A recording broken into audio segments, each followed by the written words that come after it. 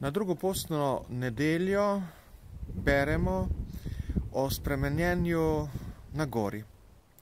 Malo nenavadno za post, da praktično takoj na začetku posta beremo skorajda velikonočno besedilo. Jezus, ki se spremeni, ki je kakor že vnaprej od mrtvih vstali, tako zgleda, ves je svetel, ves je bel, ves je drugačen. Kaj nam hoče povedati ta spremenitev na gori? Najprej, da je bilo to na gori. Mojzes je na gori prejel 10 božjih zapovedi. Starozavezni preroki so bili pogosto na gori, recimo Elija. Gora je v psihologiji, v izkustvu človeka nekaj, kar te približuje, že zato, ker te približuje nebu, te približuje duhovnim vsebinam, te približuje nenazadnje Bogu.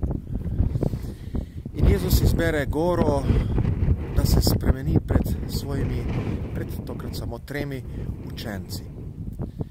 Da pokaže, da je on novi Mojzes, novi prerok, tisti, ki iz gore razglaša novo postavo.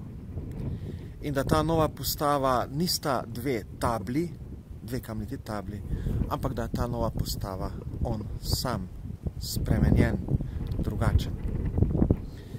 Potem, kaj še lahko preberemo iz tega Jezusovega dejanja, iz tega njegovega, te napovedi, to je pravzaprav napoved stajenja od mrtvih.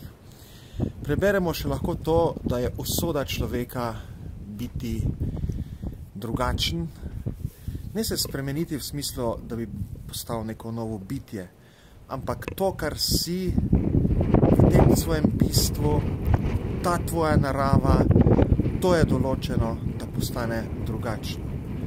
Da se zveliča, da zraste, da preraste samo sebe, skratka, da zaživi večno življenje. Jezus Kristus na začetku posta pokaže, kaj je smisel posta. Smisel posta ni to, da mi sami sebe mantramo, maltretiramo, uničujemo,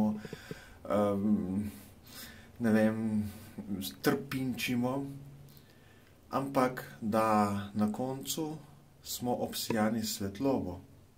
Mi se zdaj samo očiščujemo in pripravljamo, da doživimo tisto luč, ki jo prinaša vstajenje. To nam pove Jezus s to svojo spremenitvijo, ko postane njegova oblačila bela kakor sneg, drugačna, svetla, ampak on je še vedno on isti Jezus. Vstajenska luč prihaja, post bo hitro minil, hitro bo tu velika noč in velika noč je tista naša zadnja usoda, tisto našo zadnje, kar nas čaka.